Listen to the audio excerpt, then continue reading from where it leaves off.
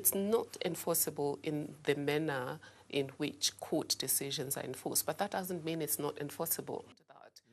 Umvikeli woMphakathi uqhubekile wathi umbiko wakhe ungabuyekezwa inkantolo kuphela. I-ANC ithi inkulumo yomvikeli woMphakathi ohlelweni Judge for Yourself ethi ANC ngubufakazi bokuthi akanawo amandla omthetho okuphoqa umengameli uJacob Zuma ukuthi akhokhe ingxenye yemali okwalungiswa ngayo umuzi wakhe oseNkandla. The opposition argued that to take remedial actions means that such remedial actions are binding on the executive and parliament. In my view, any interpretation of the phrase take remedial action must be based on the mandate of Chapter 9 institutions, namely to strengthen and support our constitutional democracy. Ilokhu ngaboni ngasolinye ngomthetho okwenze ukuthi amalungu amaqembu aphikisayo aphume kulelikomiti elidinga idalo lodaba ngesonto eledlule.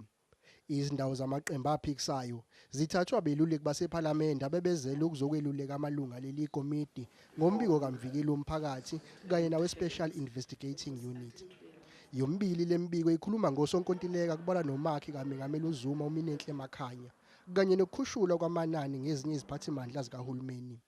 So I emphasize the issue of the president not benefiting from any corruption that took place here. What I'm saying is that he didn't misuse any taxpayers' money or the state funds. It's the processes that were flouted by those who were responsible for that.